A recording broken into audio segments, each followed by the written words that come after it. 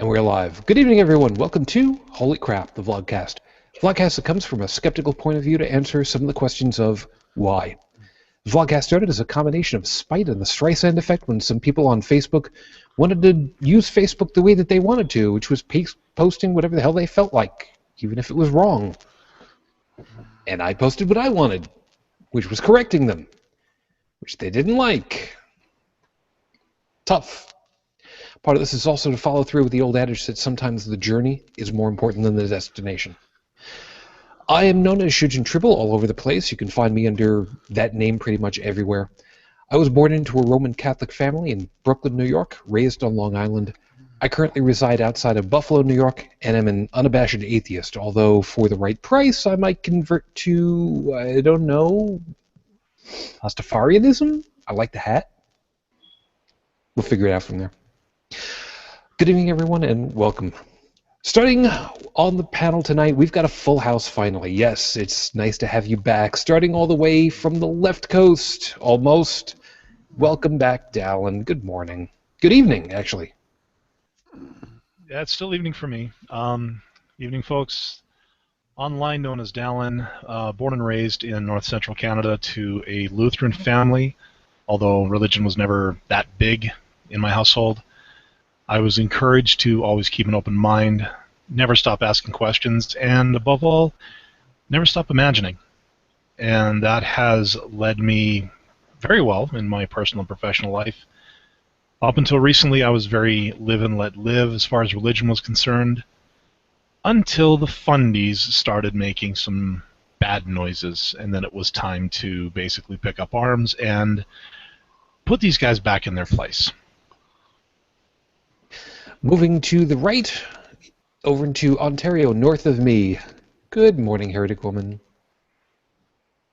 Good morning. So, yes, I am in Ontario, Canada.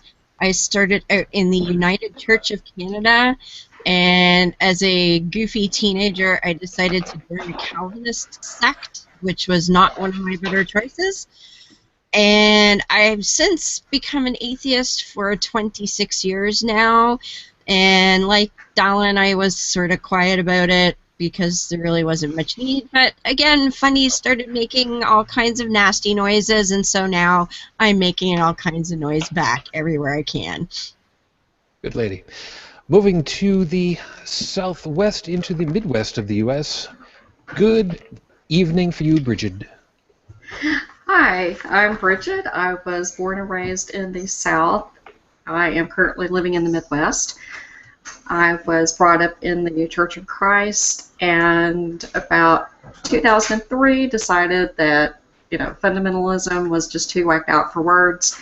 I was a live and let live kind of a person until we started having issues with fundies violating the separation of church and state, and so now I fight back anywhere that I can. Moving to the south of me into Pittsburgh. Good morning, Joey. Wow, one of these days I'm going to screw it completely to hell again. Good morning, Joey. Too late, you already done that. Hi, everybody, my name's Joe. Born and raised, Born and raised in Chicago, Illinois to an Irish Catholic family. Spent 8 years in the military, and now I am living in Pittsburgh as a designer and an atheist, and I'm just here to scare people. Continuing to the east, into the shadow of DC, otherwise known as Doc Capital. Good morning, Unrenewed Tech. Crap, it's morning already? Damn, where did the day go? Hi, I'm Unrenewed Tech.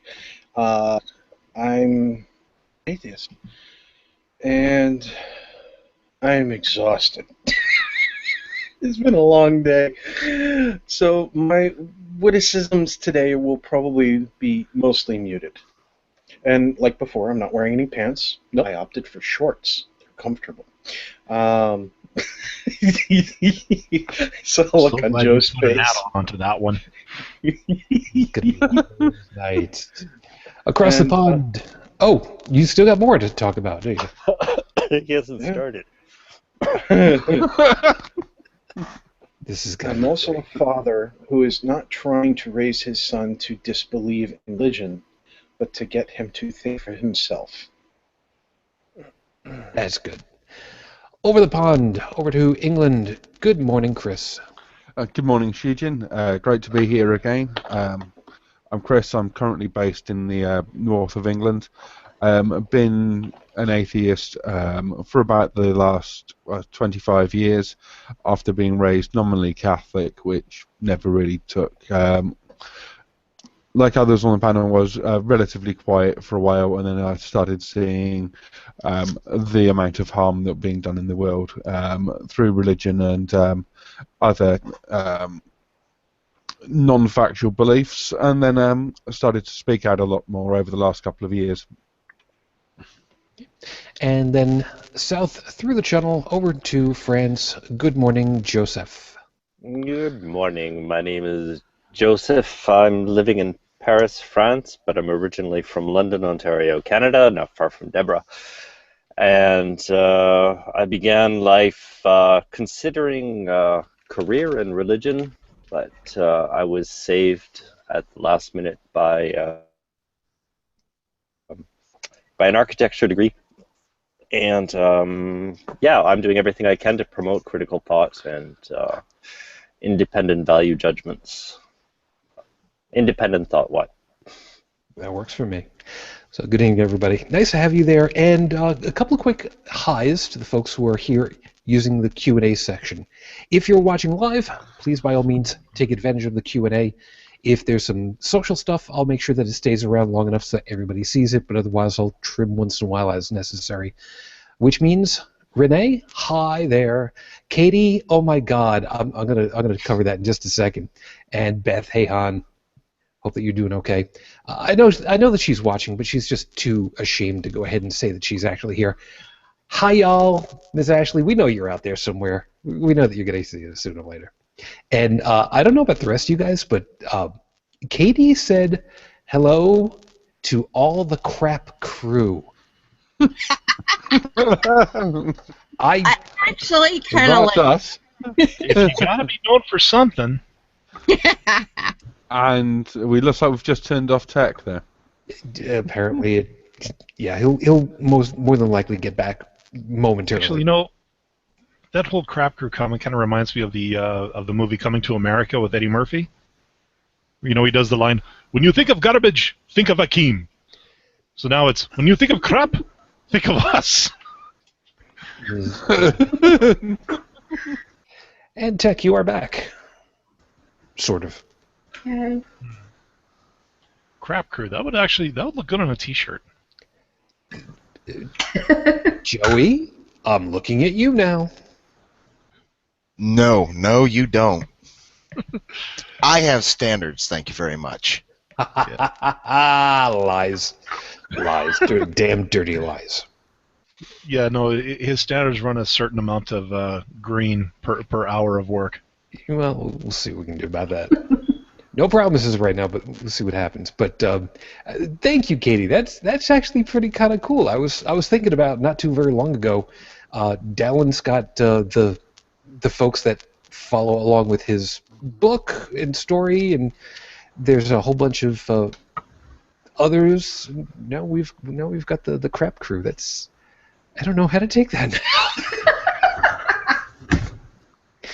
now. I guess we'll see how it plays out. You know, they say once you go with your first instinct, because it's usually the most creative. Who knows? We'll see what happens. Anyway, let's get everything started over here, because we've had a lot of fun the last couple of episodes, laughing and whatnot, and I hope that we'll keep up with that.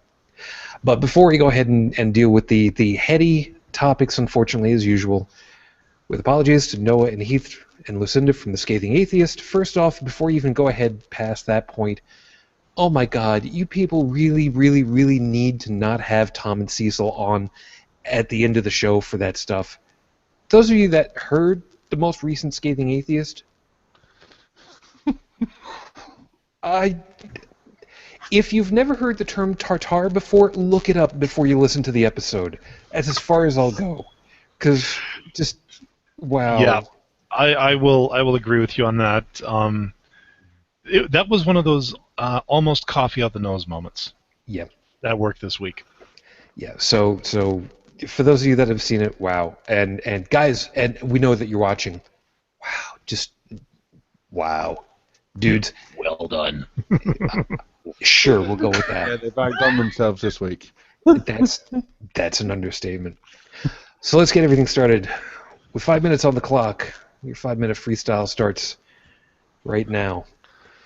Those of you that have done programming courses have probably heard of the little programming stencils that you can buy. They're little plastic pieces, about yay big, and they've got a whole bunch of different design on them, and the idea is that you're supposed to plan out how your program is supposed to operate. You don't actually write any code, but you sketch out graphically what's supposed to have happen. You got a graphical output, you've got user input, you've got data resources, storage, retrieval, database access, cloud storage, TCP/IP, IP6, who cares what the hell it is. But the point of it is you've got this, and we've seen these kinds of things on many an occasion. It's a simple thing that you'll see graphics of, and it's usually a whole bunch of bubbles or ovals that say something in them, and they've got several lines coming off of them for, yes, no, maybe, don't know, couldn't care less, stuff like that. And it starts from whatever point it is, and it flows down to wherever it goes to. One of the more famous of them is, does it move? Yes, no. Is it supposed to? Yes, no. And depending as to what you get, you could end up with either duct tape or WD-40. Is it supposed to move? Yes. Does it? No. WD-40. Does it move? No. Is it supposed to? Yes. Or maybe I'm thinking of this wrong. I'm screwing it up in my head because I'm trying to think of it out. Anyway. Does it move? Yes. Is it supposed to? No. Duct tape. Thank you. That's what I was looking for. But I got to listening to Atheists On Air and something that Professor Stephen had been talking about, and it got me, of course, my brain to thinking about something.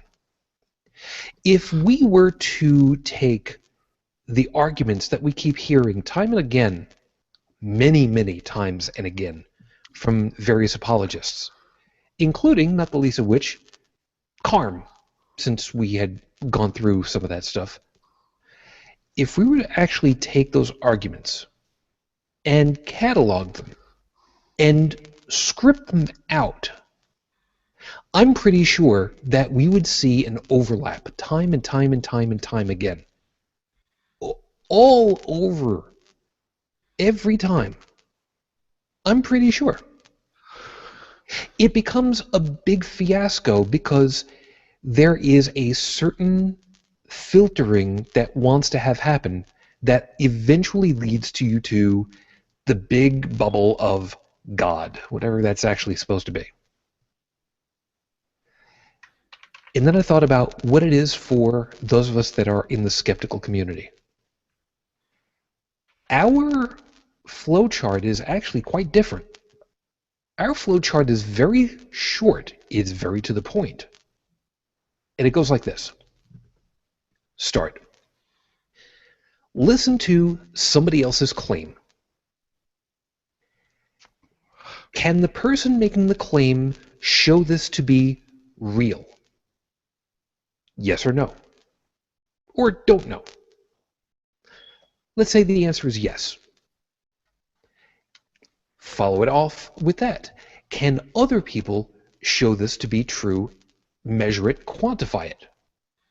Yes. This is part of reality. Okay, so we have a lot of scientific discoveries that follow through with this, not the least of which is, for instance, electricity. Now, there's a lot of times where, stuff went wrong, but eventually we got to the point where we have these magic talking boxes. But when we're talking about the God question, that one starts off really easy. Start. Listen to the claim. Can the person show the claim to be real? No. This is not part of reality. Return to start. It's a feedback loop. It's a simple thing. All we need to do is to filter things into this very simple flowchart. Can you show it to be real? Yes or no? If the answer is maybe, well then you need to go back and re-examine what it is that you're trying to tell us. There's only 3 choices. Can you show us? Yes, cool. Let's go ahead and figure it out. No? That's as good as I don't know. Go back to start. Figure it out again. But it's a simple prospect. All you need to do is to fall into the yes category. Is it really that hard? It's not. Unless, of course, you got bugger all as far as to proof. And believe me, we'll tell you when you've got proof. Because we want to see it for ourselves too. Welcome to episode number... Crap, what number is it? 74. Normally I have it on a separate page over here for myself. I didn't put it over there right now because I had other stuff on my mind. And the title, like I put in here, is Death Before Dishonour. And yeah, I thought about a couple of other titles, and that was one of the first ones that came to mind. And yeah, the Klingon thing came to mind for it all. It was like, all right, that's cute. I'll go with that one. Why not? Screw it. But we'll get to the stuff because unfortunately this is going to tend to be on the heavier side, which surprisingly enough I'm actually gratified for because I don't like to do just all softballs. I like to come up with some stuff that has some real meaning behind it, and not necessarily bashing on stuff. So let's get started with everything as usual. Heretic Woman, where is Mr. Rafe Badawi currently? Still in a Saudi Arabian jail. As of the recording of the show, that currently makes it 3 years, 1 month, 16 days since Rafe Badawi was unjustly incarcerated for thought crime. We're still hoping and waiting for you. Our best of luck for you. And, as is becoming the thing, to the 5 countries that were on the list for watching at least part of our show, thank you. To Hong Kong, ni hao. To Switzerland, halu. Slovakia, ahoy. Morocco and Mauritania, I always screw this one up. Medfaba? I know I keep screwing it up, and I'm sorry. I keep trying, really, really do. It's almost as bad as Russian for me, but we'll see how it plays out. So let me explain a little bit about the topic tonight because I want to make sure that everybody's on board on this one. And yeah, I'm going to be clearing out part of the Q&A system. So those of you that got social stuff in there, sorry, it's just the way it ends up. What ended up happening over on Facebook is somebody that several of us have as a mutual friend on Facebook, and we're not going to name names, not going to name any specifics, had said that they had found out that a young lady that they knew, I guess that's about as far as I need to take it, really, had scheduled an abortion. They guessed that they were about roughly 14 weeks, and from the way that it was laid out in the status report, I'm figuring it to be somewhere between 14 and 20 weeks of pregnancy at that point. And I guess is a little bit of a guess. But because this person was a minor and found out that it was 16 years of age, her parents were going to have to find out about it. Consent was going to be needed. Information was to be passed along. And this young lady, with her entire life ahead of her, went somewhere where there was a lot of water, tied some cinder blocks to her ankles, and drowned herself.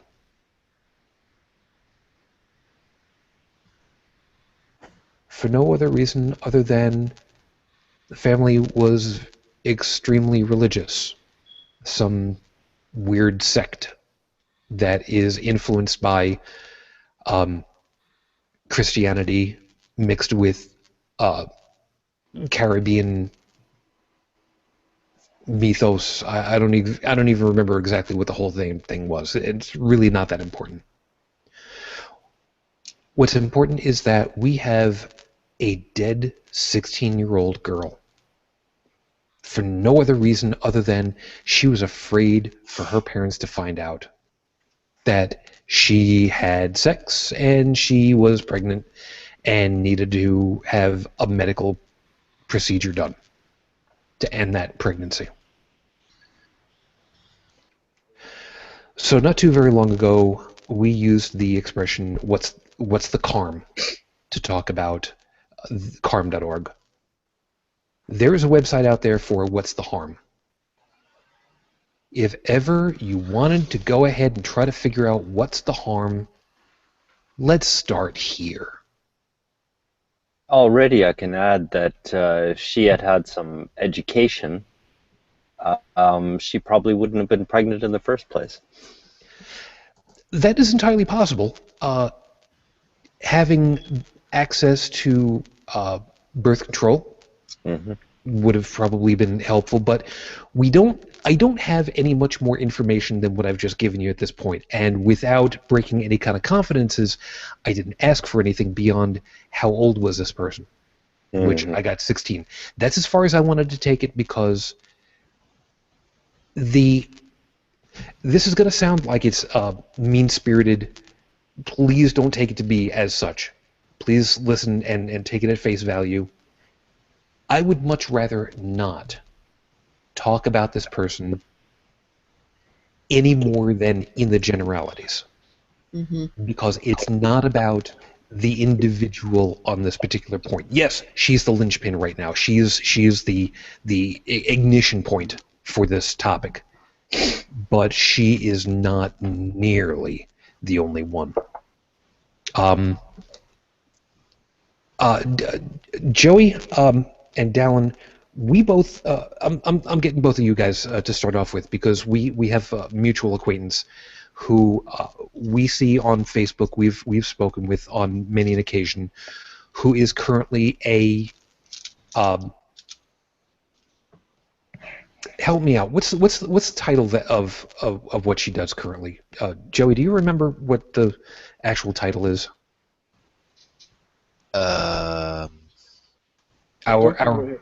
Identifying information.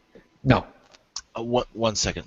Shoot, is this who I think we're talking about? Well, yes, one of our past Friday night hosts. Oh. Yeah. Yeah. I think I know the one you're talking about. Yeah. I'm trying to remember what her title is. She helps out with Planned Parenthood to. Yeah. Thank you. Bridget's got it. Clinical escort. Thank you. We have seen some of her status postings, pictures, and it's nasty. It's not fun. And Joey, when we went for breakfast with Fred during Anthrocon, we saw them out there in front of Planned Parenthood with their posters and garbage. I've lived here for the last 3.5 years. In that time, they've had to replace the windows of this establishment no less than 20 times. They've had to go as far as to paint a yellow road-style stripe around the entrance, a half circle around the entrance, to designate how far you must be if you're picketing or protesting of some sort. The amount of ridiculous, it just... Yeah, and Dallin, we both know, we both seen these status updates from her and whatnot. I can't remember a time looking at her her statuses where there has not been anything. I'm probably screwing up my English. You know what I'm trying to say. Yeah. It's uncomfortable, and I use that term very loosely, and I'm vastly understating my reaction to a lot of the posts that you're talking about. Yeah. In those posts and in the stories I've read related to those posts, I am seeing examples of humanity that make me want to sign up for the first trip to Mars, to get the hell off this planet as fast as I possibly can, because, quite frankly, the fact that I share parts of my DNA with this subspecies of pond scum, it makes me ashamed to be who I am. Or excuse me, what I am. Well, there's another mutual acquaintance of some of us in another private area that is also a clinic escort, and this lady, she said that just last week one of the protesters approached her, called her by name, and threatened her. Yeah. Yeah, and the police reaction to that was less than amazing. What scares me is this particular law that I have heard about in the United States, a little something called Stand Your Ground.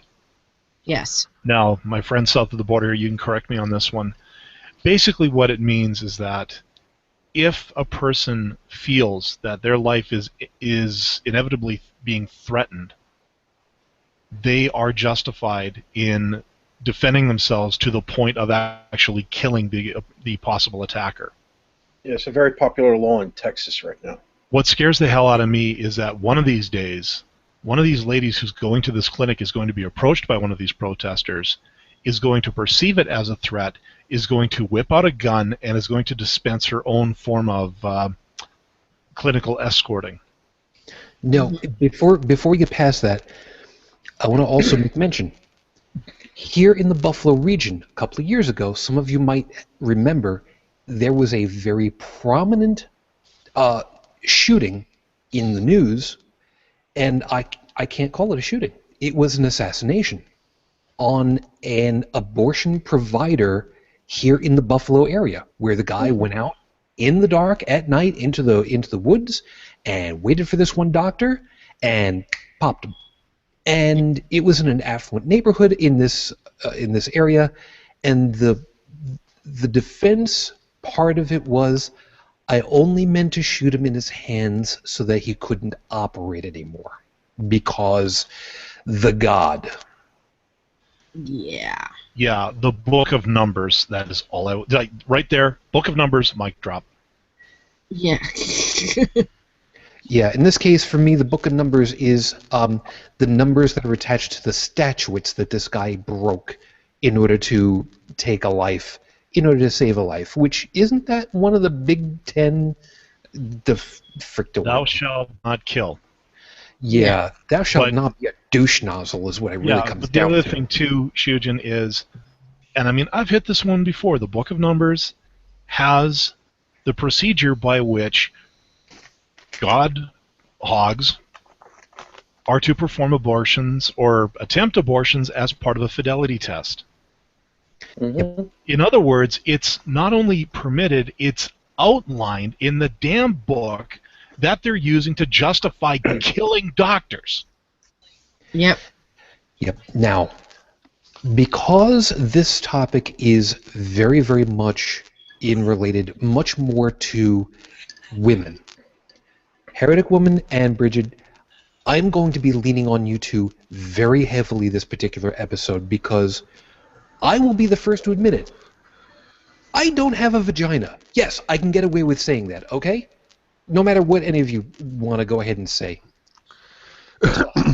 So, as men, as males of the human species, there's only so much that we've got direct experience with, where you guys have got a hell of a lot more. You guys have got the direct perspective. So I'm going to be looking to you guys a lot more tonight, especially.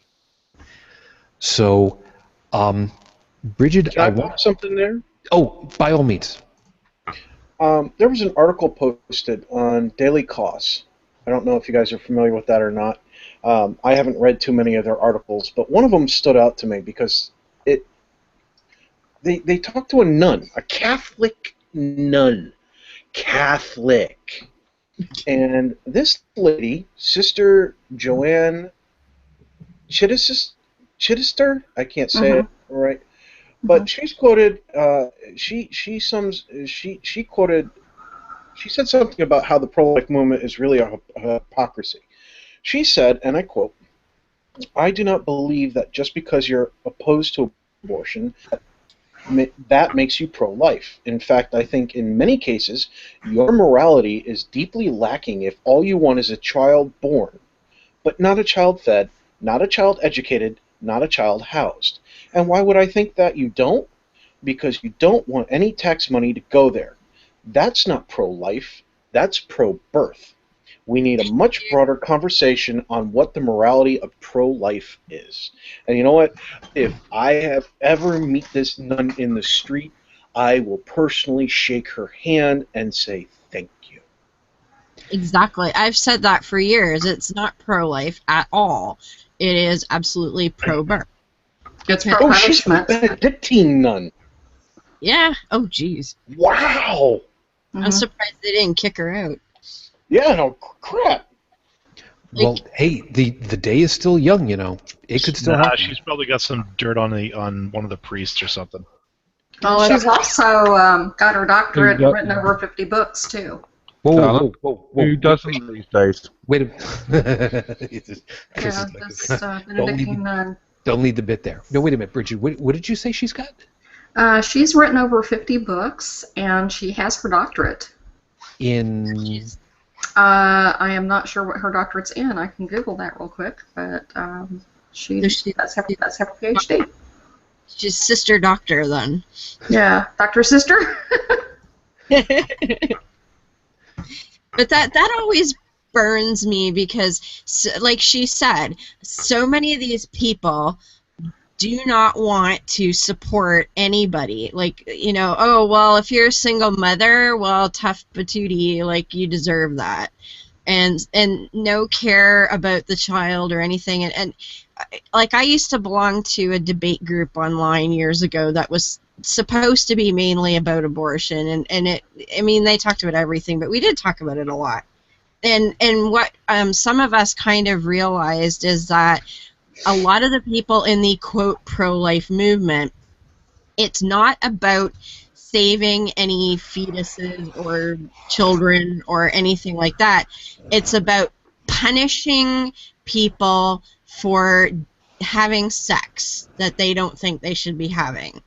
And mainly punishing the women, because let's be honest, a lot of the time the fathers, you know, if they get nailed for child support, great, but they aren't really held to any great degree of responsibility. And so it's a way of punishing people for having sex that they don't think they should be having. And it's also these same people that are against any form of sex education, family planning, general education on women's health, anything that would empower people to take control of their lives and avoid many of these situations in the first place. And so, again, it is just punishing people, but also it's not telling them what the rules are or how the system works. And the other thing that beforehand is a lot of these people, not all of them, but a lot of these people are very pro capital punishment. So how do you call yourself pro-life when you're perfectly fine with killing somebody, even if it's for murder or whatnot? Like, if you're pro-life, you're pro-life, to me. Yeah, I would call those people pro-follow our rules. Because that's basically what they want. And I've noticed a lot of these pro-lifers are actually anti-sex, you know, for recreation. because I got into a tit for tat online on Facebook, and I got lambasted by a whole bunch of people saying, well, if a woman's raped, that's being forced to get pregnant. But if the contraceptive fail, she's not being forced, and therefore she should go through with the pregnancy. She give it up for adoption, but that's her fault, not the contraceptive's fault. Okay, now, before you go past that, I'm gonna be locking onto that in a second as we swing this car around a little bit. But Bridget, you got the information. What did you find on her? This nun has a master's degree from University of Notre Dame and a doctorate in speech communication from Penn State University, and she's also a research fellow at Cambridge University. And she's written over 50 books. So she's very, very well read, studied, and influential, I guess. And yet still a nun. Interesting. And still a nun, Benedictine nun, and she also lectures. So that's She's kind of amazing. You know what? Oh, sorry. I think that her staying a nun, for whatever her own personal reasons, actually makes some of the things that she says towards the movement a little bit more powerful. Because they hear seeing somebody who has devoted their life to their God, to their version of their God anyway, saying, hey, listen, something's wrong here. And that gets a little bit more attention than just your random atheist going, hey, something's wrong here, because it's one of their own. Oh, last bit, she is also co-chair of the Global Peace Initiative of Women, which is a UN-sponsored organization. I don't think she's part of the leadership, though. That's kind of what amazes me about people like this is that, somebody in a position as hers, she's a nun, she's fulfilling the church's role of moral guide, but she's really doing it. Because the church would like to present itself as, no morals without religion. But somebody at her level has the freedom of actually examining things, and she's not operating out of self-interest like the religious leadership is. Right. So she can actually look at the situation and she can see it from a little more objective point of view. Mm-hmm. All right, so faith isn't depending on what she's saying. Okay. It could, but all right. We got something over in the Q&A, and this is Courtney, who is watching it, and thank you, by the way, who's chimed in and said, I volunteered at the Pittsburgh PP, Planned Parenthood, the Pittsburgh PP, to walk women to the door. It is awful what goes on there. We have seen in the news, in various different circles, some of these tactics that are going on, some of the signs, the billboards that are thrown up, not billboards, like sandwich boards, protest boards, and such. And I want to dovetail that one onto two pieces. Okay, one from Beth, take care of yourself, who says, they are now using doxing as a tactic to intimidate, DOXXING. I am unfamiliar with this term, so does anybody I got it. Okay, Dick. Because I'm big in the gaming community. Yeah, I'm kind of a big deal. Right. Okay. Anyway, I ain't saying a word. Doxing is basically where you use various online tools and resources, which are actually very prevalent and very easy to get your hands on. In some cases, you can do for free, or some for like $5 a person. And what you do is you actually manage to obtain the person's full name, their marriage, their offspring, things like that. So basically, family members. You gain their resident status, where they live, how long they've lived there, places that they've actually lived, if they own a car. In some cases, if you take certain information to the DMV or whatever you want to call it, like in Maryland they call it the MVA, you can obtain information on their car, like license plates, things like that. And you gain all this information, and then you put it together in a nice, easy-to-read format, post it on something like Google Docs or on any kind of website like Pastebin or even Dropbox, where people have easy access to it. Then you go on a social media website and say, hey, look, this person is, they're so-and-so, they're performing abortions. Here's the doctor's information. Here's where they live. Here's where their kids go to school. Go harass the hell out of them. Memory serves, we heard something about this. I remember hearing something about this. Doxing usually leads to swatting. Yeah. Which is inherently dangerous for everybody involved. Okay, and to make sure that everybody's on board on that one, who remembers and can better describe what swatting is? Me. I'll take it. Okay, you take it. I've already said the let me take a shot at it anyway. Swatting is, well, like Tex said, it dovetails onto doxing in that you get the information, then you call the police, leading them to that person's address under false pretense to the point where they break down the door and potentially arrest the person that you have just doxed. This has actually happened in the gaming community. Yeah, a lot. I believe the game was called League of Legends, and I'm ashamed to say that this one particular so-called professional swatter was north of the border here. And basically what it was, he would get into chatting with certain female players in the game, and when they basically shut him down, he would swat them and have police at their door under false pretense. So here's the reason why I wanted to kind of dovetail onto what was being said a little while ago, as far as to if you were a rape victim, you've got some recourse, but if you weren't, not so much. Well, there's two that I can think of. There was a young lady in, if memory serves, it was Ireland, who was disallowed because of Catholicism from having a life-saving abortion, and she died. This was an Indian lady. Yes. This goes back within the last 5 years, as I recall. I forget exactly. I think maybe only 2-ish. Well, Oh no, there was another one. Give me a minute and I'll bring it up. Was this the doctor that you're talking about? it might have been. And she was like 30 years old and was miscarrying anyway, and they said that as long as there was a heartbeat, they couldn't do anything.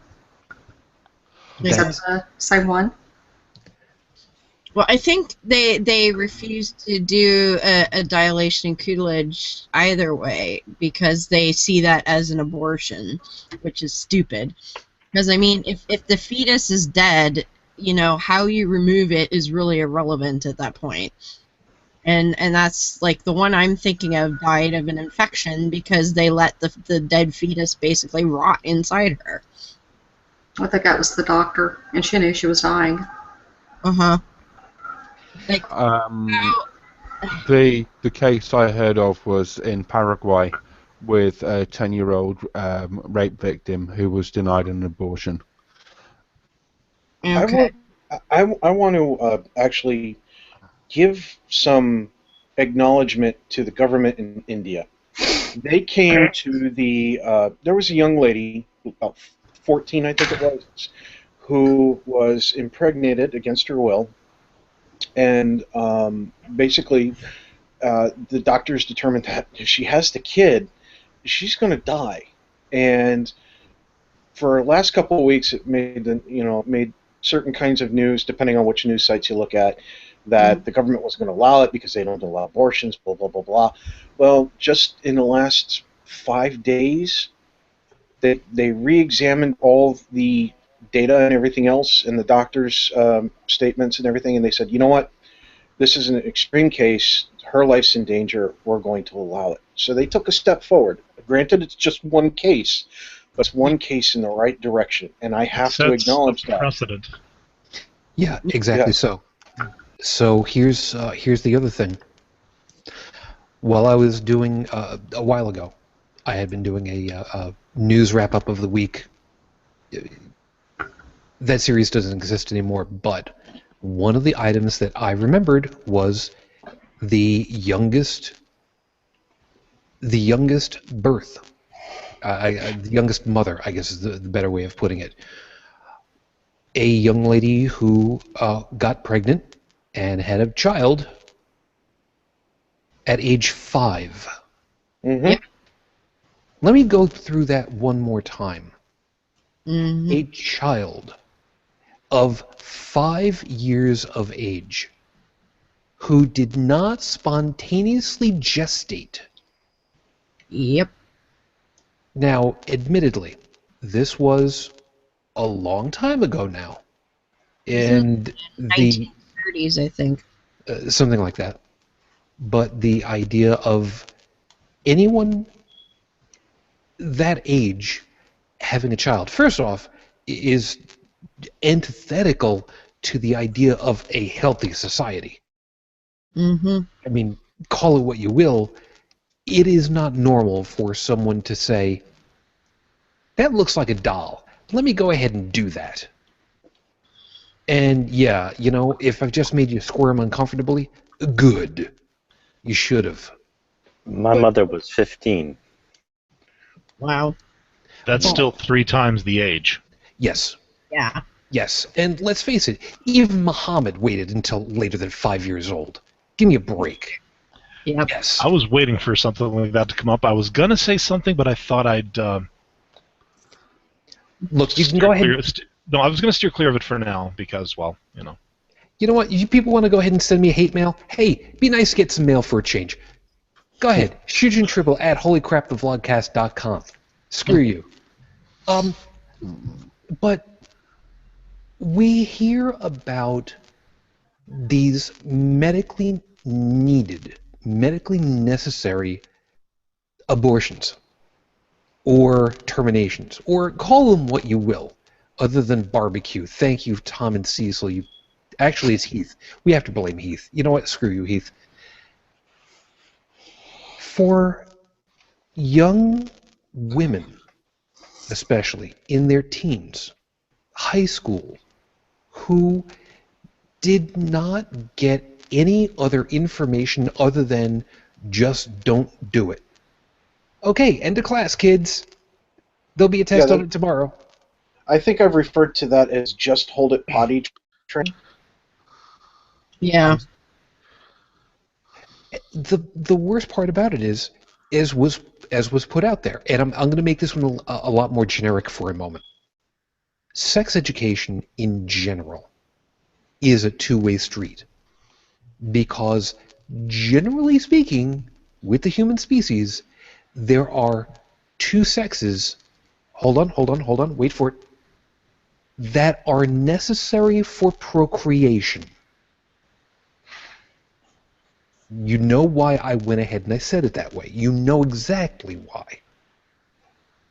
So, if it's necessary for both male and female to procreate, why is there a lack of information getting out there to the people who desperately need it?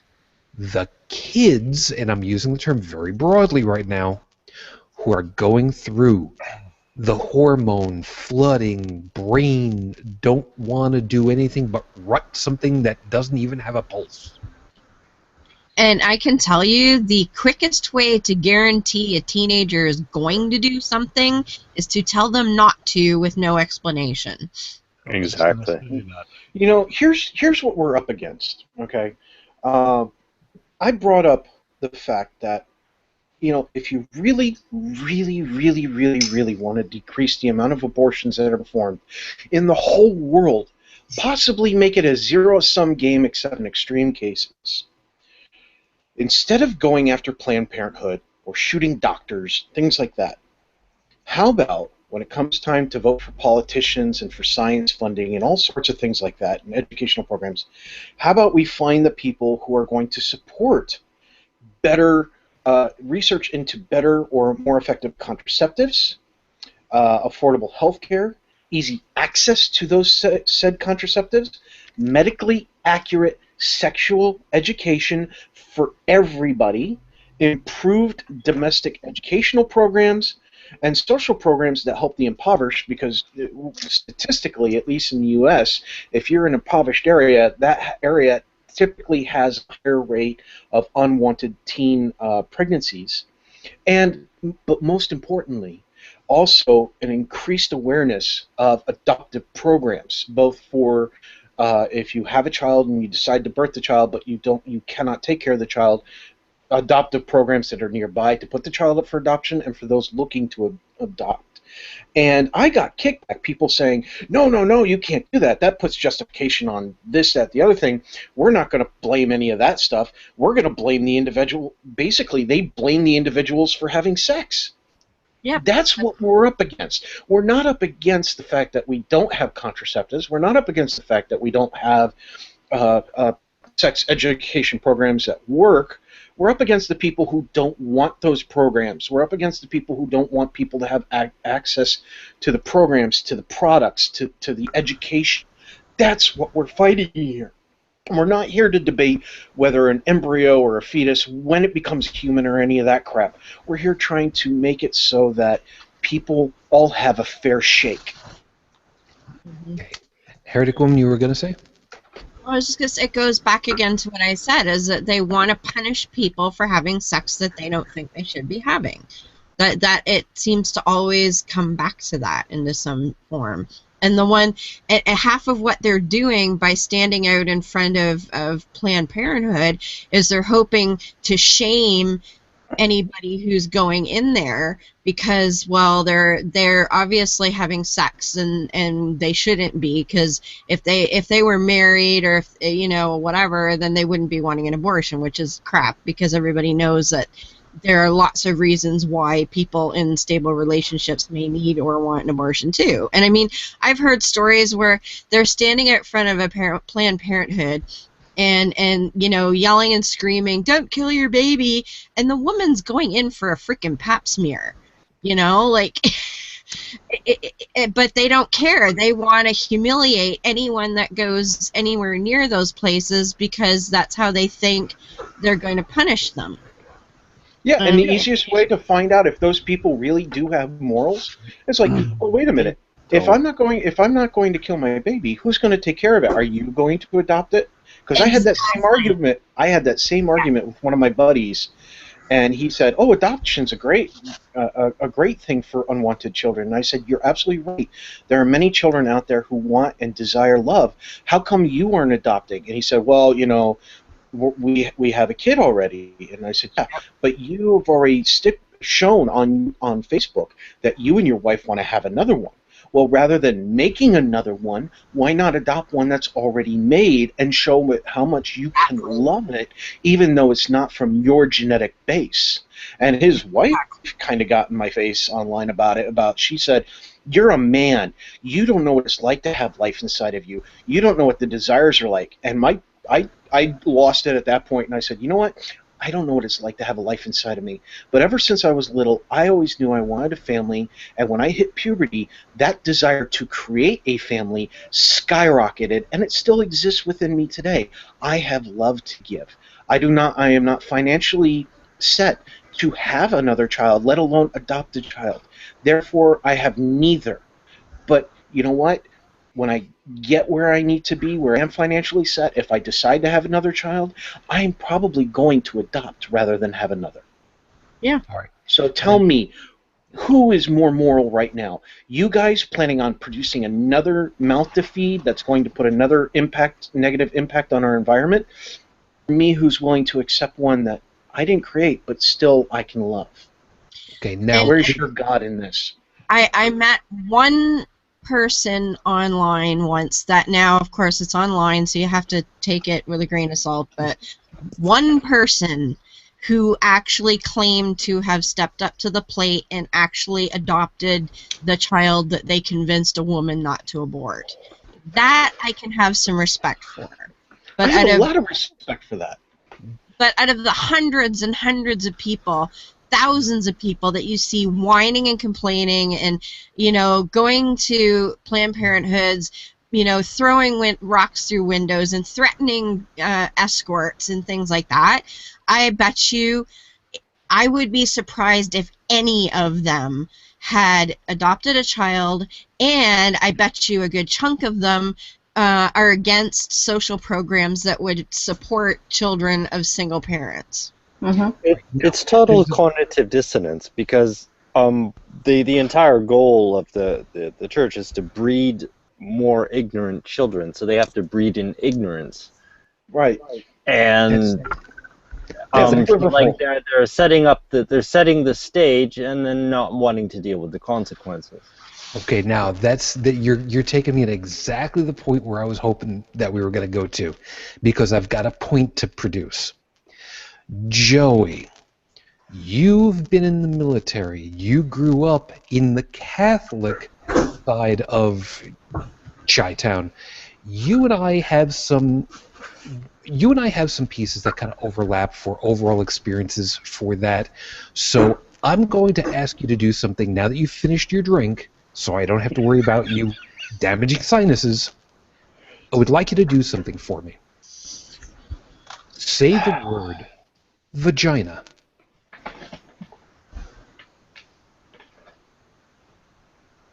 There's a trick issue here, isn't there? Yes, but it's not what you think it is. If you can't say it, sing it. I thought this was supposed to be a PG-13. Now, fine. If you can play I the have heard penis... him karaoke before, so I know he can sing. Wait, hold on a second. Joey, if you can play the penis game, you can play the vagina game. At least he's not taking... What exactly do you mean by that? The penis game is where everybody tries to say penis a little bit louder than the last person who said it until somebody chickens out, because they end up yelling and screaming it to be louder than the person before them. See, now I'm tempted to go the whole 99 words for boobs route and just start spouting off all the words that I know. But here, I'll say it again: vagina. Okay, and Heretic Woman's got the... If I'm going to do this correctly. Okay. Let it be heard on the podcast version that he scrunched up all of his hair and did the whole aliens thing, but only with vagina. And Heretic Woman's got this cute little picture up. It's this little rainbow outline of a fetus, and it says, "May the embryo you save be gay and proud." I think that's a great protest sign right there. I think that one of the best bumper stickers I've ever... Go ahead. I actually made it into a shirt because I was once challenged that I didn't believe in my convictions enough to wear such a thing in public, so of course, I had to. Now I am curious, however, Shujin. Why are you having me rattle off terminology for various bits of female anatomy? To prove a point, you of all people, in of us, have seen arguably some of the most painful, some of the best and the worst that humanity has got to offer. And you had a hard time getting over your own conviction, your own squeamishness about a body term, specifically a female body term. I'm not really squeamish about it. I was thinking for a minute, okay, wait a second, what the hell has he got going on here? Why do I feel that I am leaving myself open for something? That was my only hesitation. Oh, Yeah, you thought it was because going to be it's the brunt of a joke. Yeah. Here's the point. One It's of like the biggest somebody. things... It's like somebody handing you a chocolate Easter bunny in December. It's like, what's going on here? Actually, I wouldn't need it either because really it's probably good from Walmart. It's been on the shelf for 6 months. Shujin, let me step over here real quick, but I think you can piggyback on this one. Let me make a point here real quick that we did with Joey. If I could guarantee the anonymity of my son, okay, that nobody would be able to recognize him, his voice, his face, or anything like that, and that we were at an hour where he was actually awake, I'd have him right now come on the show and tell you exactly, medically accurate, how intercourse works from his perspective, for him as a boy, and how a girl, and what what happens during the act and what the results can be when it's unprotected. He's 9. Show me an adult who can actually talk about that without being squeamish. Now you know exactly where I'm going. One of the biggest things to being able to deal with these medical necessities is basically just getting over ourselves societally, culturally. I mean, let's face it. If you go back to the 20s, the 1920s, it was not at all unusual to see topless. Yes, topless dancing was not frowned upon. It was a cultural, artistic expression. That The flappers of the accepted. Roaring Twenties. The flappers, and oh God, what the hell was her name? Are you sure about that? There were a number of dancers who were able to do it in the 20s, and God, I can't remember what her name was. But those were in underground clubs. Those were in speakeasies. Yeah, the flappers were more common in the speakeasy locations than in the general public. General public flappers, they went out. They wore clothes. They didn't go topless out in public because people typically didn't do that. But when they went to the speakeasy and danced and things like that, yeah, it was like the respect that the Playboy bunnies get, or supposed to get. And the big thing with them is the style of dress, because this was right on the heels of corsetry and hoop skirts and all that crap, and these girls were going out in knee-length skirts with no underpinnings, like the sheath. You've seen flapper dresses with the beads and all.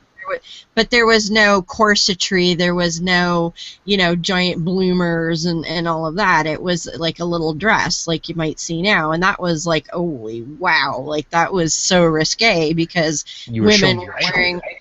Well, yeah, you were showing your ankles, and you weren't wearing a corset, and all, like you were showing your shoulders as well. Yeah. You didn't have the foundational undergarments. So the girls so were everything flapping wiggled. around. Maybe that's why they call it flappers. It's a thought. What Shujin was saying about people need to get over themselves, I don't know if you remember this or not, but back in 2012, I think it was, the Michigan House had censured one of the reps there for using the word vagina on the House floor. Okay, wow. Now, see, here's the thing. And said that she was speaking inappropriately, and just vagina was just not appropriate, so she was not allowed to speak on the floor anymore. Yeah, I remember that one. See, this is the thing. If culturally, for whatever reason, we find it difficult, both males and females, men and women, to discuss openly and accurately what is medically necessary and where and why, that is the first nail in keeping stuff locked away. If you can't talk about it, you can't do anything about it. There is almost never going to be a time when a gastroenterologist is going to shy away from using the term rectum. Yeah. Think about it for a second. I mean, leaving all of our typical jokes aside for a second, when would you ever expect a gastroenterologist to use a euphemism for a rectum? They'll use the term colon, but maybe that's about as far as they'll go. Well, Beyond that's that, a different thing. And that's worked over your intestines. Yes. Or yes, anus. but- They might use anus.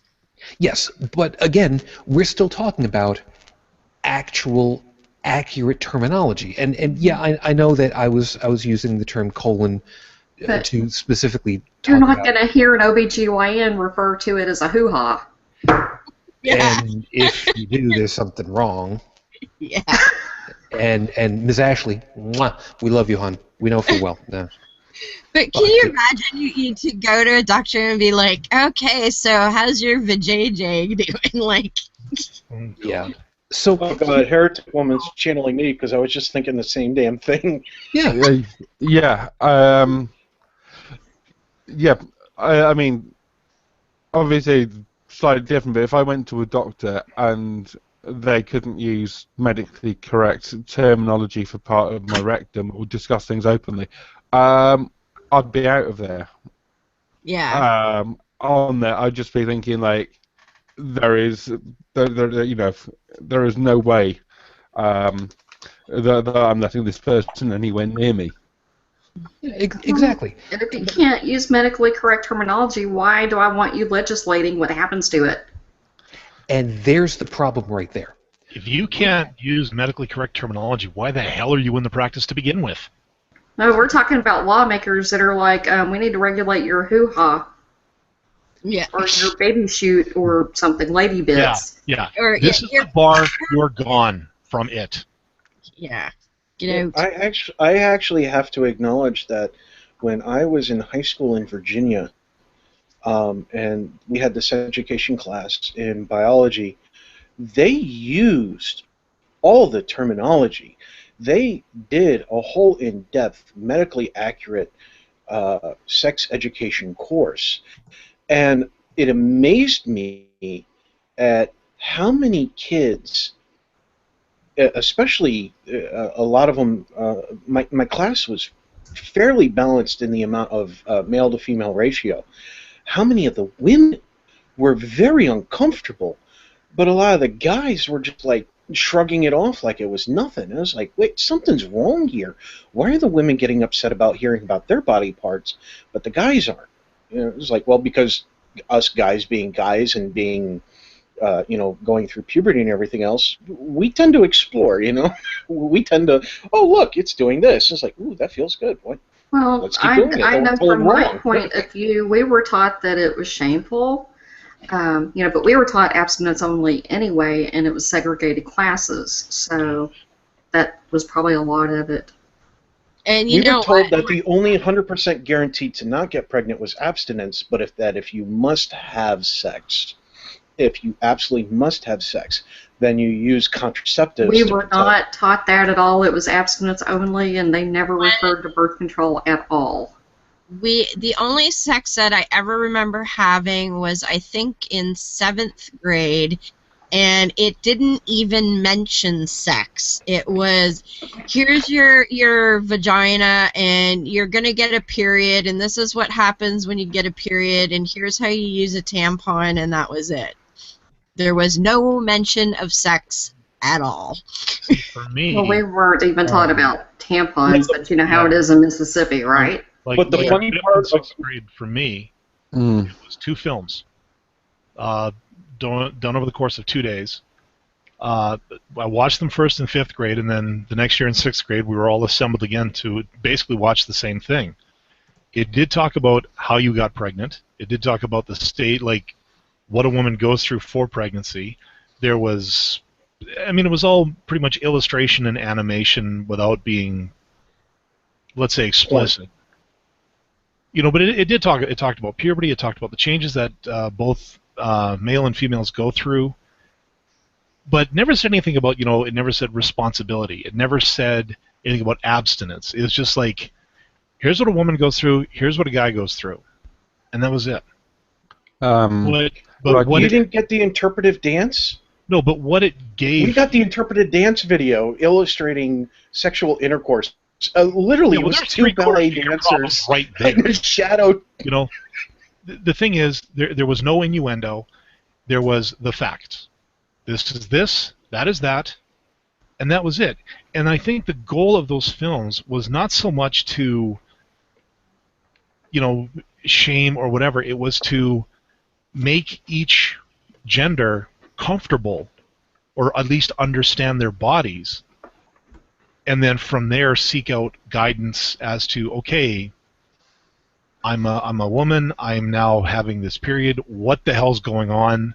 Oh, and it actually did show about how to use tampons and all that stuff too, which was Interesting. I still get squicked when I go through that aisle, but that's me. I'm a male. It's a hang-up.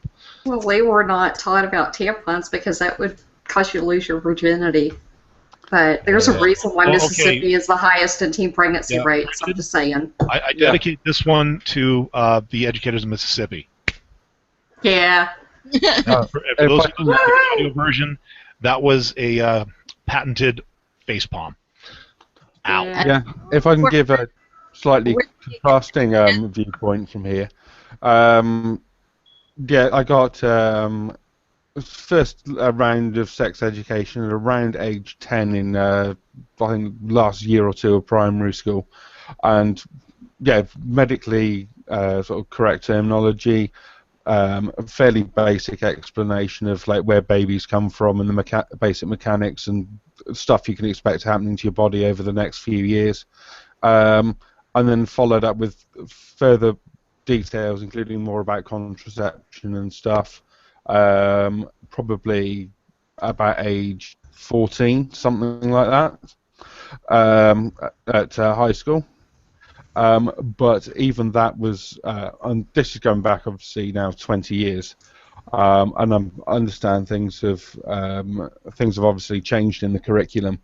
But again, there was, and it did touch on relationships a bit, but it was still fairly limited, and 20 years later, I'm still learning stuff about human anatomy and the way things work and different sort of sexualities, gender identities, all kinds of stuff that I wish I'd known 20 years ago.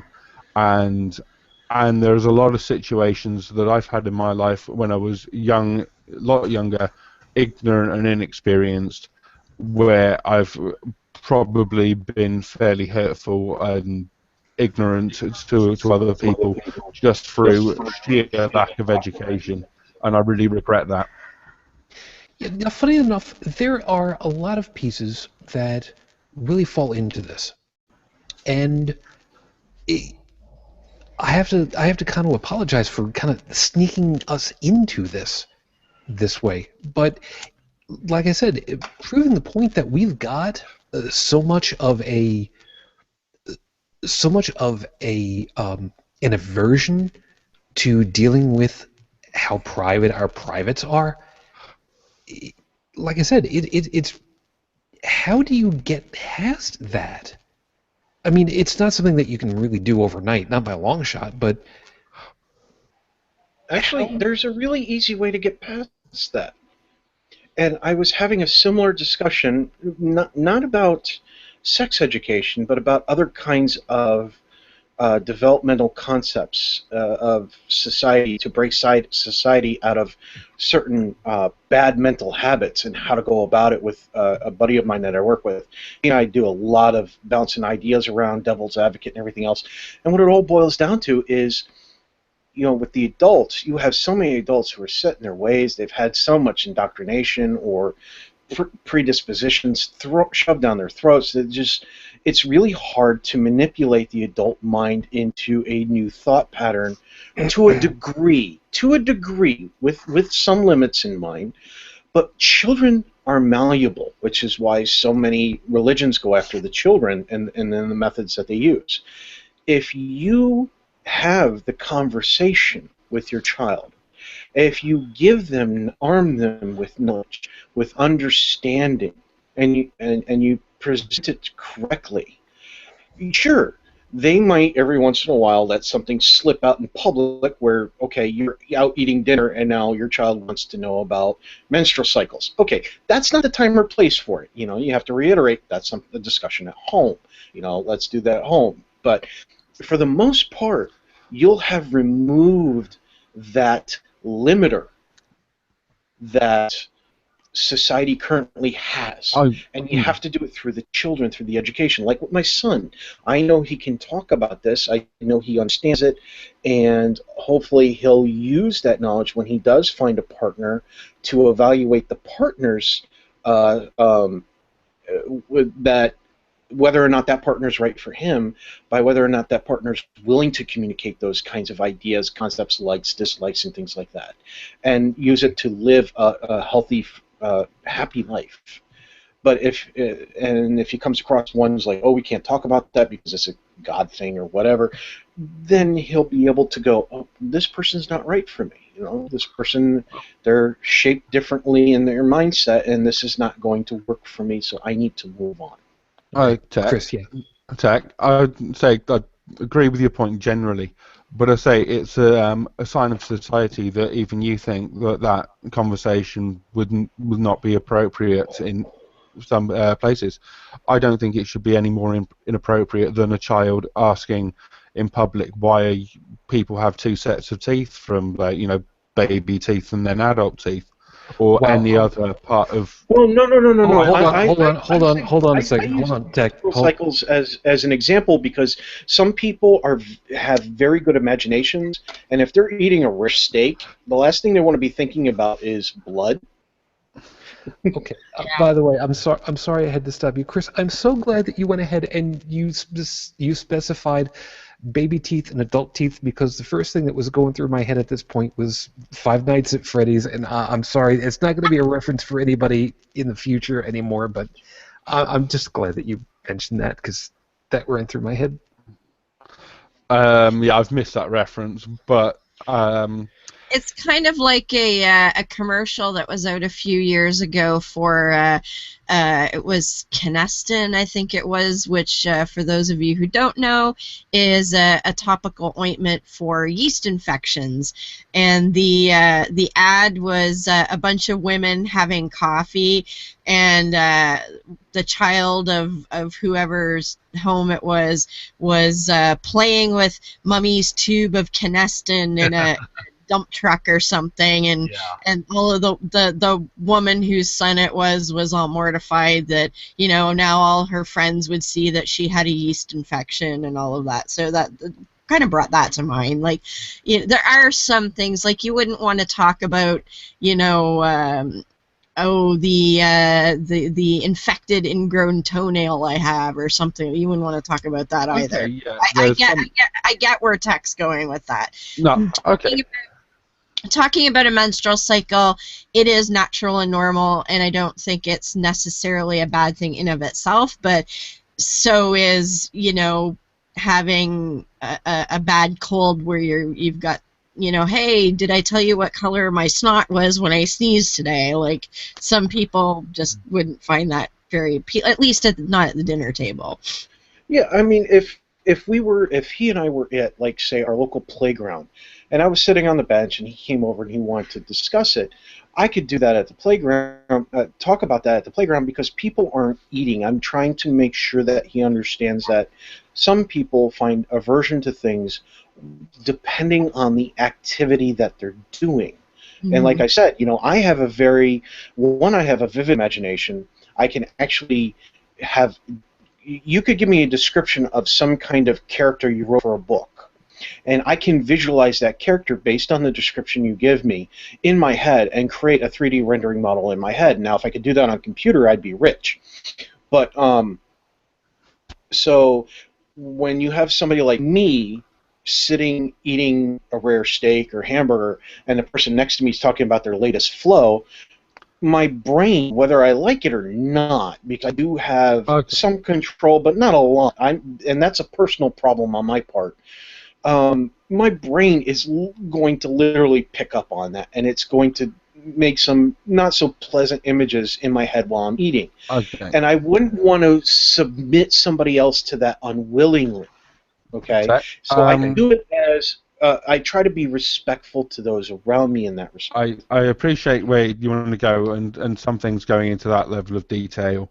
Yeah, obviously you don't want to discuss at the dinner table on there. But what I was actually meaning was that the non-specific kind of sort of generalities on there, that the topic should not be completely taboo. And obviously, yeah, you don't want to go into sort of something innately personal or graphic. in a restaurant, but it shouldn't be like any sort of civilized discussion of a topic on there just because it relates to some part of human anatomy. Shouldn't necessarily be completely off limits. There are ways of doing it. And I was thinking it's just a measure of society and how much shame and embarrassment is unnecessarily around these things. That immediately, like, people think like, oh, you can't mention this here or whatever on there. And I think that's a level of how deeply ingrained this kind of thing has been, and that needs to change. Yeah, see, my son knows that he can approach me with any topic, any question, and I will not make fun of him, I will not judge him, and I will not tell him that he cannot ask those questions. I might say, okay, that kind of question requires us sit down someplace quiet and have a long discussion. Or, you know, I have books on that. Or, you know what, we can have that discussion right now because, frankly, we're not eating, or, it's, you know, or maybe it pertains to the activity that we're doing. You know, he's asking about, like at one point he asked me about car accidents, and I said, well, if you really want to see what a bad car accident does to the human body, I can actually show you on my phone. He said, sure. And I said, okay, now, we haven't eaten yet, so I have to warn you, this body is literally folded in half because they went out drunk driving and they hit a pole in the car, collapsed on itself. So you're going to see things that you haven't seen before. If you have questions about these things, let me know what they are and I will identify them. I showed him a picture, a person literally folded in half. And he said, that's horrible. And I said, yeah. And hopefully they didn't suffer long. But when you go out, if you have the responsibility of driving, then you go drinking, things like this can happen. And not that they do automatically, just that they can. And so with him, he's always bombarding me with questions, and I'm so proud of that. Okay. So now that we got that, and we're getting close on to finishing this off, I want to go ahead and get everybody's piece on something else that had also been in the news, and I kind of know where I'm going to end up for my closing remarks. We had also heard about a pharmacist who said he was not going to dispense, I forget if it was morning after pills or if it was birth control pills or whatever it was, because of religious convictions, that was then told by the pharmacist board for the state, I believe it was, yeah, you will, or you can just bugger off, which is a wonderful thing as far as I'm concerned, because that means that, yeah, the group is actually doing their job. So, Joseph, I'm gonna start off with you because you haven't had nearly as much time. I'm gonna get Joey right after you, assuming he gets back in time. But I'm assuming that you had heard about this particular story through one of the other podcast channels. Yes? No. Okay. Short version: a pharmacist, a chemist, didn't want to give out, I forget if it was a Plan B prescription or if it was just plain birth control, and forgive me for saying just plain. I mean, a lot of brain went into. What, you mean it comes flavored now? Yeah, Gary. If I remember correctly, Shujin, it was he didn't want to prescribe any, or not prescribe, but fill any orders for Plan B. Okay, that could have been it. And by the way, Joseph, cherry flavored, nice, well done. Oh, before we go into it, just for the folks that are not familiar with this, because they may not have it in their country, or they may have never heard of it, Plan B is a combination of two specific medicinal chemicals or herbs or whatever the hell they're made out of. But what they do is they force the woman's body to detach the embryo and flush it. Just like they would, just like happens a lot. There are a lot of women who have actually become pregnant after intercourse, but the body naturally flushes it anyway just because of mixed signals or whatever the case might be. And the pregnancy didn't take full effect, so to speak, but even though the cells are still splitting and everything else. So this is just a medicinal way to make that effect happen. And there's instances of that in the Bible, where the woman What do you would mean have not to true? visit the priest, and he would give her a bitter drink. That's Book the of same Numbers. thing. Yeah. All right. So the point of it is, I want to get everybody's impression on the whole thing, regardless of the exacting about the medicine. For someone, in this case specifically, a pharmacist, a chemist, because I've let me make sure that I go ahead and put a full disclosure here. My very first job was working at a local pharmacy, and every job I have ever had afterwards, I have compared to that because it was a wonderful experience. Mm. That being the case, the story was about a male pharmacist, chemist, who would not fill a prescription for whether it was Plan B or for quote unquote the pill, birth control, but didn't want to dispense it because it would be terminating a pregnancy, preventing a pregnancy because of religious feeling, closely held religious belief. We use that overall umbrella. Rules he follows. Yeah. So I'm getting you to lead off on this one. What do you say about people who want to go ahead and use that shield as I'm going to dictate your medical, your ability to purchase medical stuff? Well, like I said before, the entire goal is to breed ignorant children, and people with religion empowers people like this because it gives them license to ostracize. They can use the religion as a justification to make life difficult for anybody who doesn't follow the same rules they do. And it's win-win for the church because, I mean, first off, they're harassing people who are probably don't subscribe to the rules anyways. It's free advertising for them because look at all the attention that all these anti-abortion protests are getting. And orphanage, how do you say that in English? Jeez, I'm losing my English.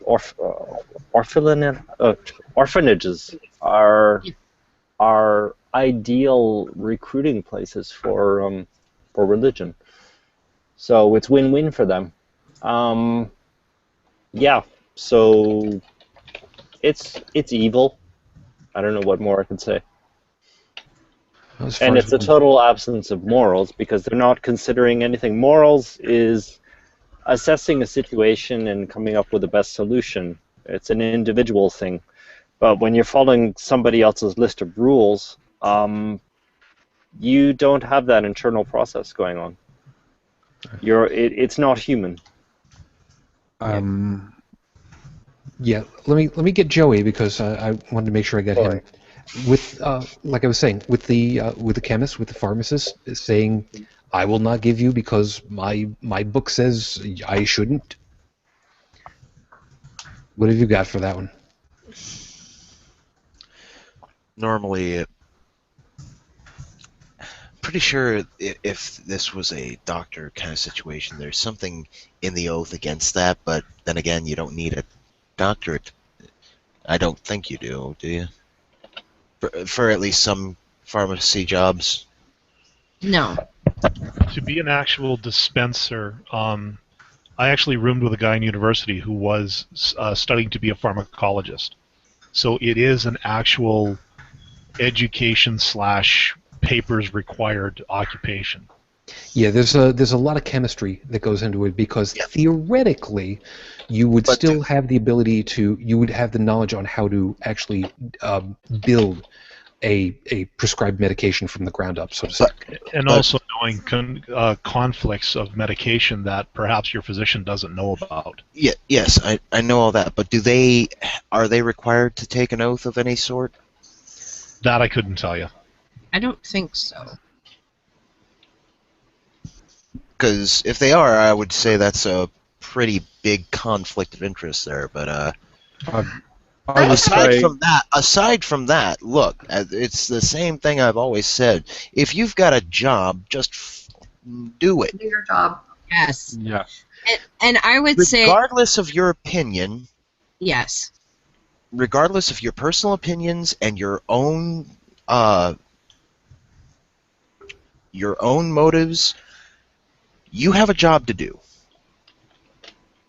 And whether you agree with what somebody is doing or not, if they have gone through all the trouble of contacting a doctor, getting this prescription, making this life decision of their own volition, you have no business trying to prescribe to them what they should do at that point. Mm-hmm. You have one job, and that is to facilitate.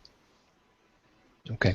And by the way, just to make sure that you guys know where I'm going on this one, Bridget and Heretic Woman, I'm going to put you guys together at the end of it all to clean up the stuff that we've missed, so to speak. And that probably came out completely a wrong way, and I apologize. I'm getting really tired, and my head is going a whole bunch of different ways. I want to make sure that you both get the opportunity of bouncing off of each other for you at the end of it all. So forgive me if I'm pushing you guys to the back of it all. I mean, you understand the reason and the rationale for it. I mean, I want to get the best answers I can out of you guys. Chris, I'll get you at this point. Where do you want to take it? How do you want to say on it? Regarding the pharmacist, Yes. I think they're completely out of order. They're a healthcare provider. I think taking whether you actually say an oath or not, I don't know on there, but I think that's irrelevant. You're there to provide a healthcare service to people on there, and if you don't have a medical reason to deny someone a treatment, particularly something that is a time-sensitive treatment as this is, then you've got no business being in the profession. Mm-hmm. On there, and you can't sort of just pick and choose who in an occupation like that, who you give what to. Well, the problem that we're seeing now, as far as like the religious exemptions and things, is technically under the law, if you cannot hand out a prescription because it's against your beliefs, you are supposed to find someone who can, or refer them to a person who will do that. But what we're seeing now in some states is where the referrals are not being made, and the pharmacists are keeping the prescriptions and not giving them back to the person and refusing to fill them. And when they do that kind of thing too, I've heard them say that, oh well, even it's still against my religion to refer it to someone else because I'm still facilitating it to happen. And that's bull crap, but that is what they're trying to do. Yeah. Yeah, And in some states are getting away with it. And taking prescription is illegal. Yeah, technically, but No, it you know, is. if you're in a state that condones that sort of behavior, they're not going to prosecute you. Yeah. See, now this is the reason why I wanted to keep you guys for the back end of it. Once I got rid of us guys out of the equation, because you guys know exactly where you're going on this right now. That's you've got this. All right. So hang on. Hang on just a couple more moments. Tech, what did you want to throw at this one real quick? Well, I need to correct myself. I said that Plan B was basically performs an abortion for the short version, and I was wrong.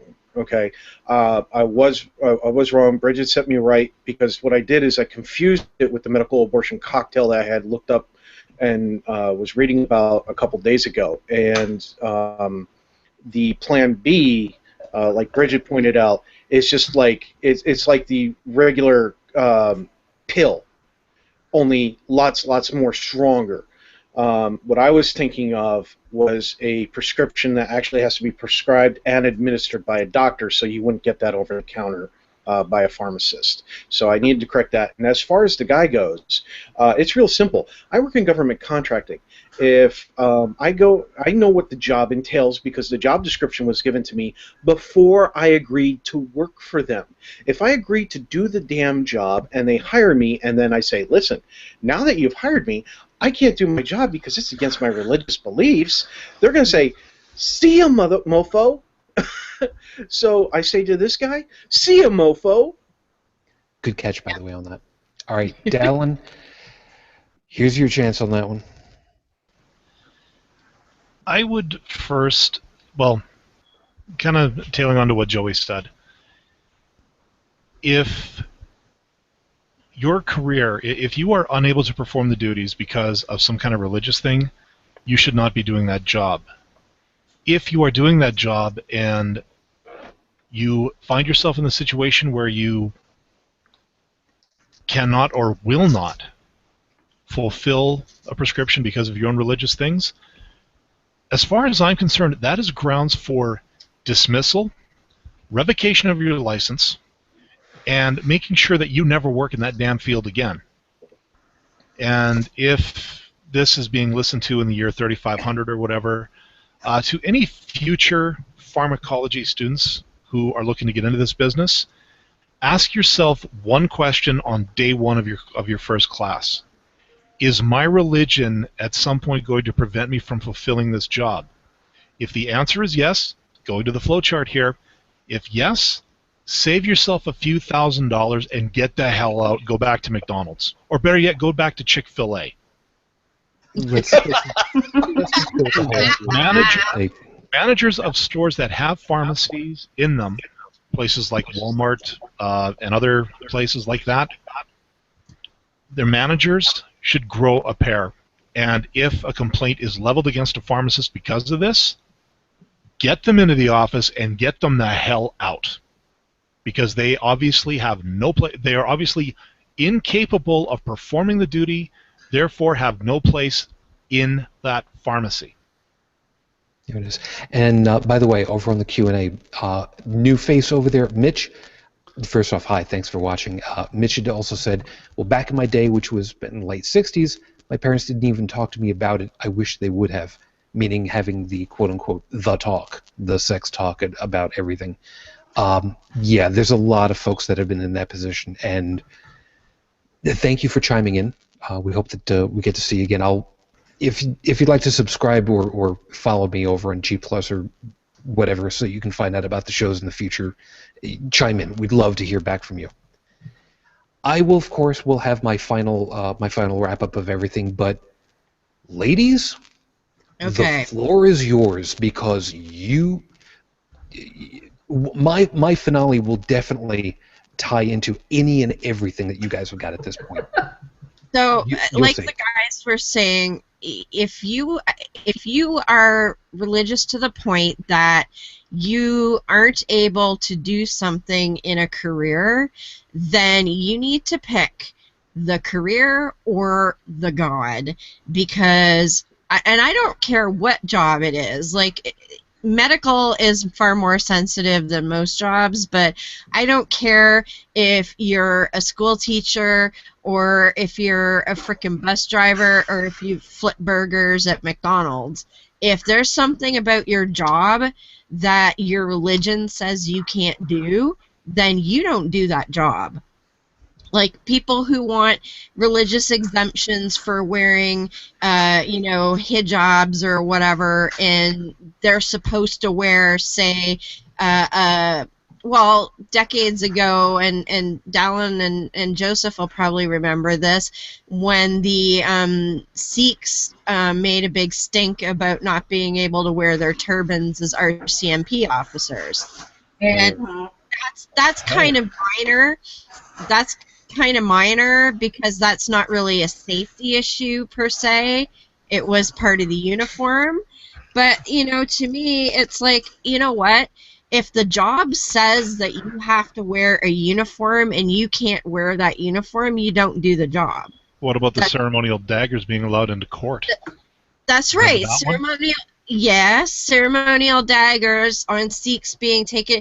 You can't take a gun or any other weapon into court. Why the hell should you be allowed to take a damn knife in just because, you think whatever God thinks you need to wear the silly knife? Like, that's ridiculous. But the one point, too, I wanted to get that Beth sent over is, in this particular case, the pharmacy was a mom-and-pop shop in a rural town, and the owner was the only pharmacist. So there was no one else in that pharmacy who could provide the prescription, and because Plan B is so time sensitive, even if that patient went to try and find another pharmacy, chances were that they could run out of time before that happens. And I actually think that some of these people, and maybe all of them, I don't know, but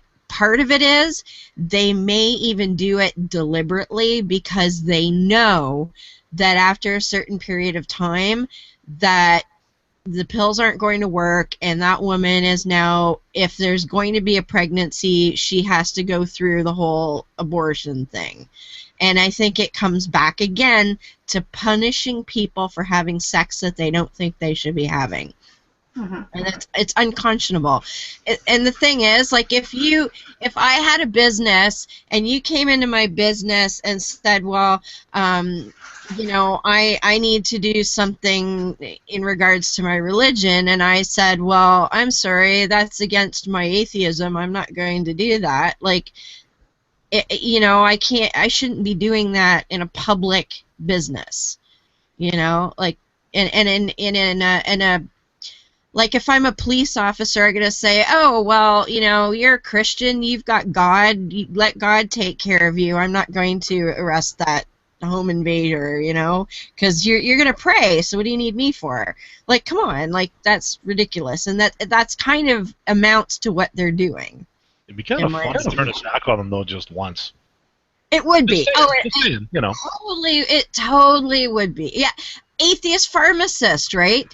They come in and they're like, "Oh, I want my heart medication." Like, well, aren't you gonna pray first? Like, did God tell you that that's how you're supposed to cure it? Like, go pray first and then come back and ask me for your nitroglycerin. Oh, that's bad. But and everyone would have a conniption if we did that. But that is what they're freaking doing. Bridget? You're not going to give her all the fire and brimstone over there, are you? Well, I'm not sure what else to say after all that. Yeah, she's got a big mouth, doesn't she? I agree with her. If you cannot do your job, then get out and find another job. And maybe things are a little different up in Canada, I'm not sure, but I'm getting pretty tired of it down here where people are making these moral judgments and they're refusing to perform medicine in a way that is the accepted standard, and people are dying from it. We've got a situation now in Seattle, in King County, where if you need to get an abortion for whatever reason, most of the hospitals have been bought out by Catholic hospitals, and so you cannot get an abortion there, even though it's legal. There's no providers. And so if the laws cannot be passed to ban abortion, then the lawmakers and the churches are going around that by buying up hospital systems and making it to where it's so hard to obtain a legal abortion that you just can't. It should be illegal for hospitals to operate under religious influence. It should be. That should be the next law that's drawn up. And the thing that gets me is that these idiots think that this is going to prevent women from terminating, and it might. And it's not. It's going to kill women because they're still going to terminate. It's just not going to be safely. If you're in a position where, that poor young lady at 16 years old decided that she needed to drown herself because she couldn't get an anonymous abortion. Like, how is it just,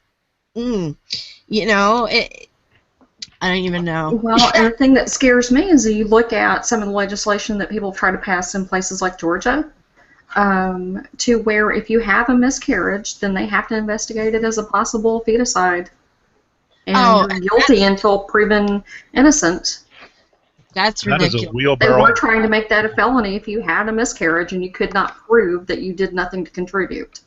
You know, And I can put up links for show notes for that. oh no, I've heard all about this, but I want one of these governing yokels. I want one of their wives to have a miscarriage, and let's see them go through it. Exactly. Well, Rick Santorum's wife had to have an abortion, and he didn't condemn that. Well, Yeah, that's- I'm talking more about someone who's actually credible. Santorum these days, to me, no. Well, he's Santorum not credible, but it was okay for his joke. wife to have one. Yeah, but no. Women should not have access to birth control because that allows them to do things outside of the sexual realm that should not be. Santorum is a joke. Okay? Well, actually, just about everybody Republican is a joke these days, evidenced by the fact that Donald Trump is leading the polls. But actually, I'd call that good news. And by the way, where you were starting to tread, you were getting real dangerous close to where I'm going at this point. Okay, I'll be quiet. No, It's I okay. think he was talking to me. Oh, Yeah. okay.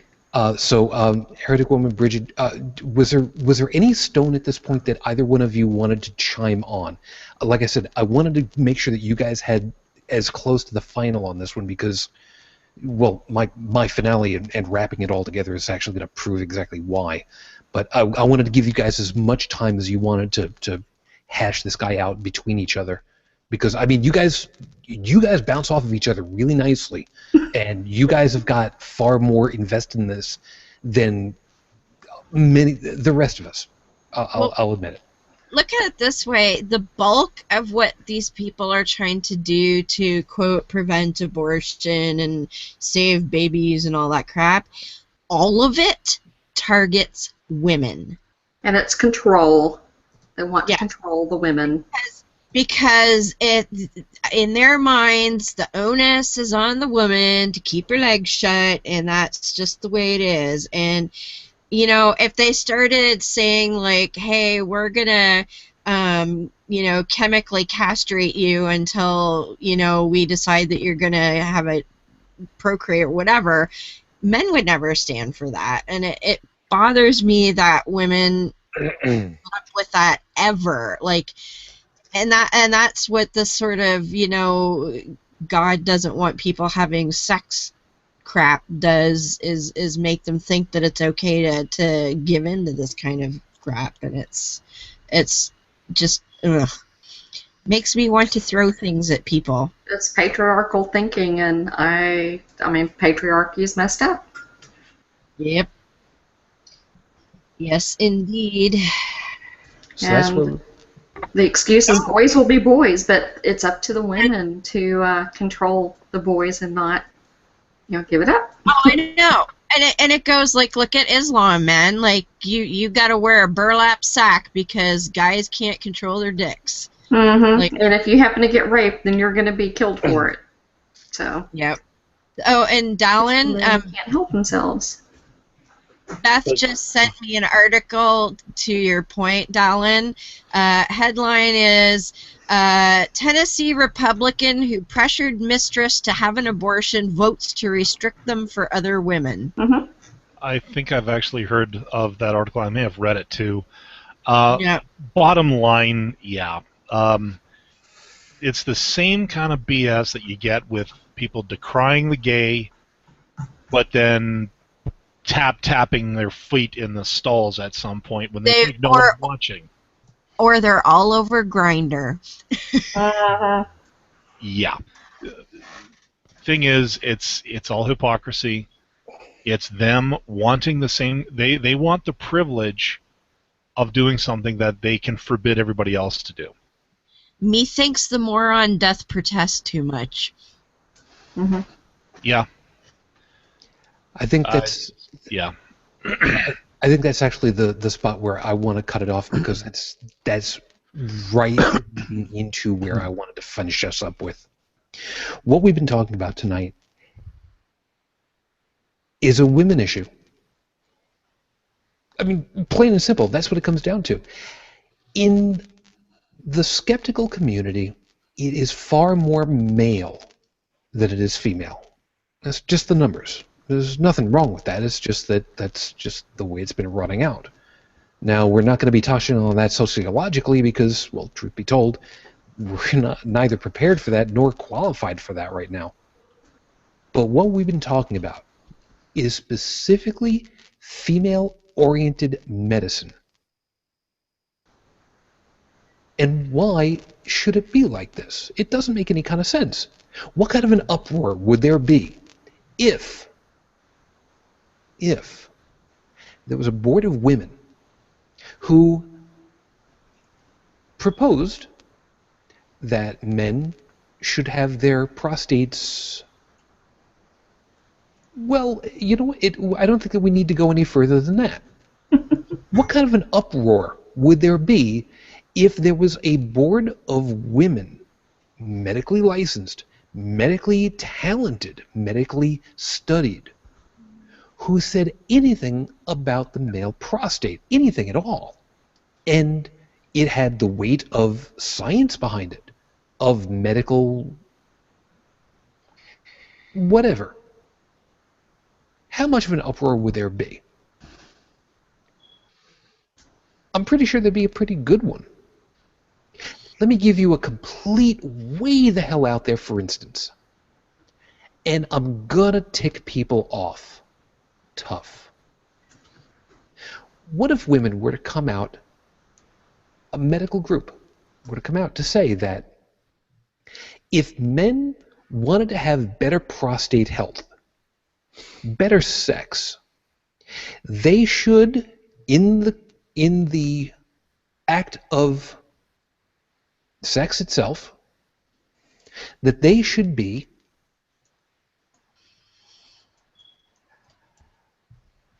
you're going to understand in a second why I'm hesitating, because I'm really debating in my head, should I really do this? Are you trying to say pegged? You don't even know the half of it yet.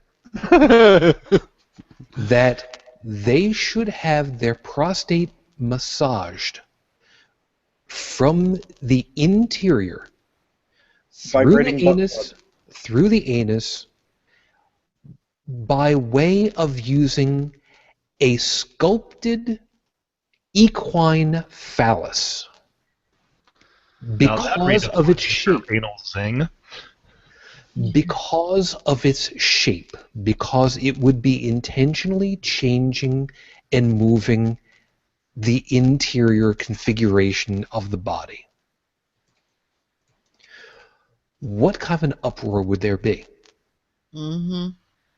Because depends it's on which us. community. Because it's us. Because it's men. Because there is this thing. Whether it's patriarchal or not by literal terminology, I'm not going to go into, because, truth be told, I'm way too tired to try to figure that out. And I'm not qualified or prepared for that. Is it most likely? Sure, yeah. I'd be willing to stipulate to that for now. But why? Why should there be 100% male setup to dictate what women should be allowed to do? And why should it even be allowed to do? Women have bodies. Men have bodies. I have a certain configuration that you don't. And it doesn't matter who you are, whether you're male or female. My body is unique to me because my brain is unique to me. So I'm an individual. And what goes for me is dictated by me. If I want to go out there and blow my head off, I'm not going to, because it's been done to death. If I want to go ahead and take chemicals to change my mental faculties, I can do that safely in my own house. I've got wine in the fridge. If I want to have my vas deferens snipped and clipped and tied off so that I can no longer have children? That's my choice. That's up to me to decide. And if I were a woman and I said I wanted to take control of my reproduction in a way that is medically appropriate, that is approved, that is efficacious, that is within my means budgetarily, that is safe, that is reliable, why shouldn't I? Why should you tell me what I can and can't do with my body in that area where it's safe, effective, and God damn it, it works as intended? Who do you stand up to? Who do you stand up with? When you say, I'm going to dictate what you can and cannot do. You're never going to use that term, are you? You're never going to use the term dictate. Because as soon as you use the appropriate term for what it is that you're doing, you have to take a long, hard look at who you are. Because the terminology is going to go ahead and show you exactly what you've become. And if I really need to spell it out for you, maybe, just maybe, you need to study up your language a little bit better. As always, everybody, thank you very much for hanging out with us tonight. We know full well we're not the worst in the group, but we're not setting any speed records, and we sure as hell ain't winning any awards. But we still think that all of our perspectives are worthwhile. And thank you for listening to them all. As always, everybody, thank you for hanging out with us tonight. Joseph, thank you very kindly, and you have yourself a good morning. You too, sir. He calls me sir because I've got a collar on my shirt. I can, you know what? Screw this noise. I'm just do the whole 80s thing. Just pop this right up like that. How's that? Is that better? Next week, wear a tie. We're supposed to have two of them on, so we have two colors. Dude, you look so 80s right now, Shujin. That's the point. The only way to be more 80s is if the shirt was pink. Or neon. Dude, you know, Or neon pink. Let's split the difference here. Ooh, there we go. The irony that Shujin looks 80s right now is the fact that I was watching Tron today with my son in high def, so we got to see all the stuff in the background that you normally couldn't see when you originally watched the movie. And as soon as he turned his collar up, all I'm thinking of is like Flynn's Place and the stuff in the cubicles at NCOM. And I've been binging on 80s videos and Culture Club this week. So there you go. Bridget, I'm not dissing the 80s. I love the 80s. And if you guys love the 80s, you got to pick up the book Ready Player One. I had to educate some of my younger coworkers on the impact Miami Vice had on society back in the day. Oh. Hold on. Time out. Hold it. Magnum PI. Hold it. Time out. No, Miami Vice, man. We're saving this for next week. Mustache. We're saving this for next week. Next week, you know what? Somebody, I will need somebody to remind me because I can't go typing right now because it'll be loud in the microphone. Somebody remind me once we get off the air. Next week's topic, we'll be talking about our childhoods, and I'm going to use that one instead of saying the 80s because it's the 70s. I've got a finger for you. Talk about our childhoods. It could be the 70s, it could be the 80s, it could be whatever the hell, but stuff from our youth that is held on, and we'll talk about that and why it holds on. So we'll save that for next week. We'll table it. My childhood was so bad that I don't remember anything that happened to me before I was 30. You know what? Your childhood was so bad, I don't remember your childhood until you were 30. Okay, how's that right now? Chris, thank you very much. Have a good morning. Remember, folks, if you remember the 60s, you weren't there. Good morning, Chris. You're doing it right. Good morning, and great to be on again. And try and remind you about the 80s for next week. Thank you. I appreciate that. You only have to gotta wait for about 10 more minutes, if that. Tech, thank you, man. You take care of yourself. Have a good morning. Or good night, or whatever it is. Thanks. I enjoyed being here, and just I want to reiterate, while yes, it is a we're talking about women's bodies, reproductive rights, the whole 9 yards, but it's also a humanist topic because it affects everybody involved. It affects both partners. It affects doctors. It affects children. It affects everybody.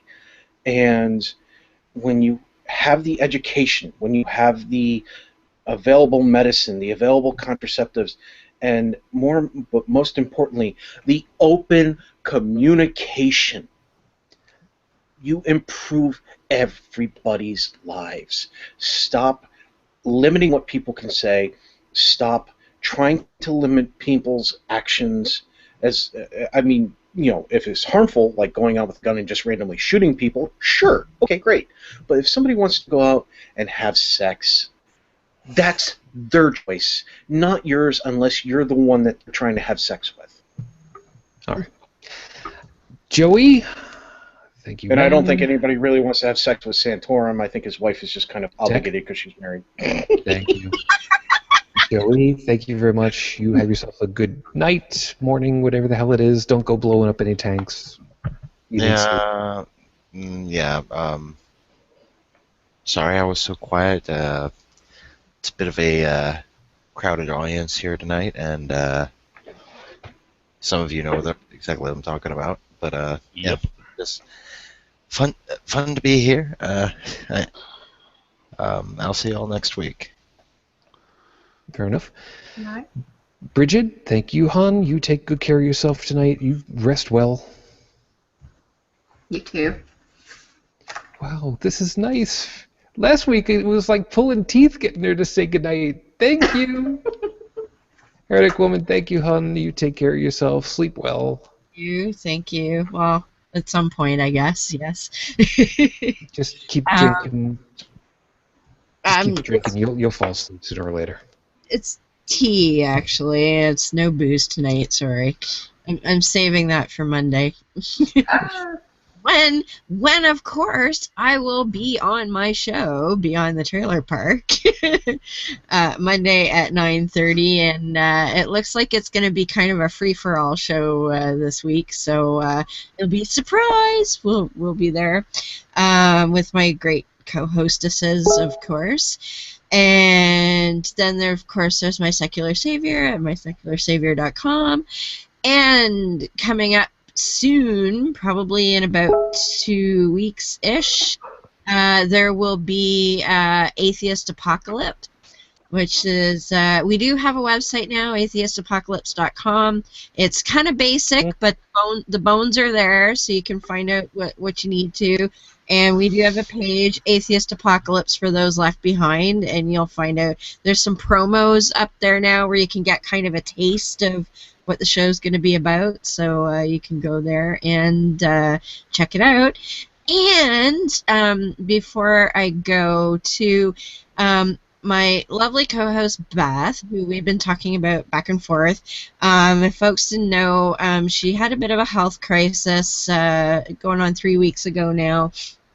And she needs some help. It's caused her not to be able to work, which is kind of a big issue.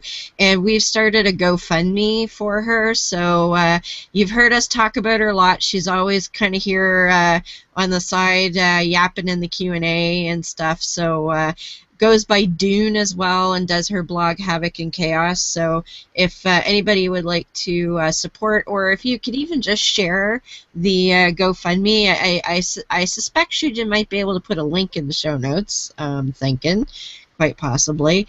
But yeah, if you could do that, that would be great. Every little bit helps, and people's generosity has already really started to make a difference, and that's amazing. So thanks. Yeah, I'll be more than happy to take care of that. We've got a lot of links that have been going on during the show, behind the scenes. I will be making sure that as many of them as I can get in there, end up in the notes one way or another anyway. And by the way, Bridget, there was a piece that you still had not covered. I was waiting for you to go ahead and say. What, we're going to plug all the things? Well, that's my job. That's your job? Yeah. I would like to mention ApostaCon is coming up on September the 18th through the 20th, and it's going to be at the DFW Marriott, and Penn and Teller are headlining. So come on out and see us. We do have a meatball where we dressed up like Pastafarians or whatever costume you want to wear. And we're going to be joined by Matt Dillahunty, Shelley Siegel, and Dave Fitzgerald. Tickets are $189 for adults and $75 for students. But come on out and see us in Dallas. Very cool. Yep, I was giving serious consideration of that, but timing-wise and driving distance, just a little bit too much for me. But once you guys come down to Pittsburgh again, I'm gonna give serious reconsideration to that one, just because it'll be closer. And I was gonna say then I should also mention that in just shy of 3 weeks, we've got the non-conference for non-believers in Kitchener here, and we're headlining Lawrence Krauss, as well as Mr. Deity, and our hopefully soon-to-be dear friend Ensaf Haider, who is Rafe Badawi's wife, will also be there. So Cool. that's fantastic. And actually, in 2 weeks, Ensaf and Faisal Al-Mutar, who you may have heard of, is an activist as well, ex-Muslim. They will be gracing my show, and we're going to talk about Rafe and all that stuff. So, Even if I can't be there, I hope that you extend our best wishes, of course. absolutely, absolutely. Appreciate And that. we will definitely have a Q&A open for that as well. So. Fair enough. And Dallin, good morning. Thank you very much for all that you have done, and welcome back, Mr. Anderson. We've missed you. Yes, and unfortunately, well, for one thing, yes, finally, good morning. I cannot guarantee that I'll be here next week because I will be traveling the day after for work. But yeah, new position at work. I am actually back to my normal traveling regimen, which is roughly 1 week per month. So I will try to be here as much as I can. And hey, 1 week of living on the company's dime, this is not a problem for me. Yeah.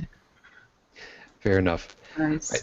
Meantime, everybody, thank you so very much for being with us. We'll be looking forward to hearing from you all one way or another. If you'd like to go ahead and send emails over to us, you can send it over to podcast@holycrapthevlogcast.com. Find us over on Facebook /holycrapthevlogcast. We've got over 50 likes. I've not been pushing that. Really love to see some more. We've been doing a lot of more word-of-mouth advertising than anything else, and I like it that way. Organic works. I like that a lot. But G+, Twitter, Facebook, all of the things, just find us that way and let folks know that you find something worthwhile in what we do. And as always, amongst other things, hey Cash, it's a thing, man. Thanks for being part of it. And we miss you. You take care of yourself. As always, everybody, until the very next time, of course, as always, I wish you the peace I no longer have. I wish you the strength that I've learned. I wish you well. And by the way, Bridget, you did a good job on Imaginary Friend Show. I just wanted to go ahead and just give you an opportunity of blushing like crazy. Look at that. She's going really... She looks like Pikachu. And that's great. I love that. Thank you. If you don't know, find the Imaginary Friend Show .com/podcast. And if you can't spell that, I can't help you. But in the meantime... Fujin, I love you and I miss you. Dream of me. Until the next time we get together, everybody, which should be in about a week, we'll see you then. Good night.